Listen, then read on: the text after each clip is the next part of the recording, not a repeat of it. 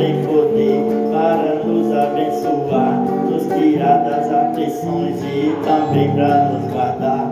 Este santo tem poder, você pode meditar dentro da Bíblia Sagrada, pois ali muitos milagres ele vem realizar.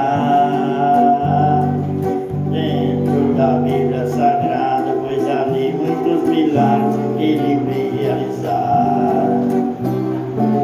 Este santo tem poder, fique ligado, irmão. Não existe outro santo, preste bem atenção, pois somente com este santo eu tenho comunhão, digno de glória e louvor, digno de adoração, pois somente é este santo que nos leva à salvação, digno de glória e louvor, digno de adoração, pois somente é este santo que nos leva à salvação. Este santo tem poder, veja ali, ó meu irmão, dentro da Bíblia Sagrada, um fato que aconteceu para sua meditação.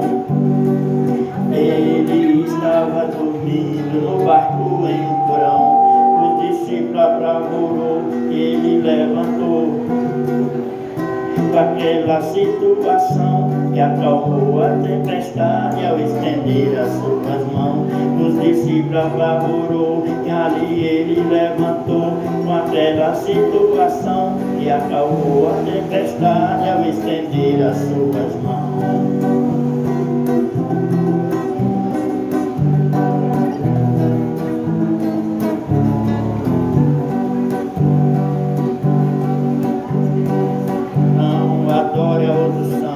Você pode acreditar que somente esse santo que Deus pode lhe ajudar. Preste atenção agora, ouça o que eu vou falar.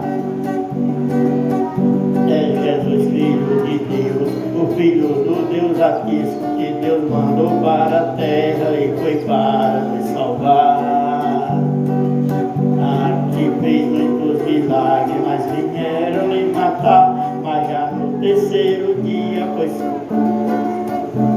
Pai veio ressuscitar, pois somente é esse santo que devemos adorar. Pois já no terceiro dia o Pai veio ressuscitar, pois somente é este santo que devemos